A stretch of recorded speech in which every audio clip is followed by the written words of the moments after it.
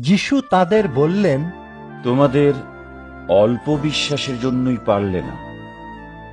আমি তোমাদের সত্যিই বলছি, যদি একটা সর্ষে দানার মতো বিশ্বাসও তোমাদের থাকে, তবে তোমরা এই পাহাড়কে বলবে, এখান থেকে সরে ওখানে যাও, আর তাতে ওটা সরে যাবে।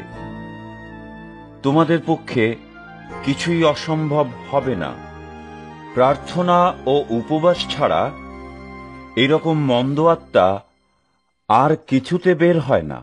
পরে গালিল দেশের মধ্য দিয়ে যাবার সময় যিশু তার শিষ্যদের বললেন, মনুষ্যপুত্রকে লোকদের হাতে ধরিয়ে দেওয়া হবে, লোকেরা তাকে মেরে ফেলবে, আর তৃতীয় দিনে তিনি মৃত্যু থেকে জীবিত হয়ে উঠবেন।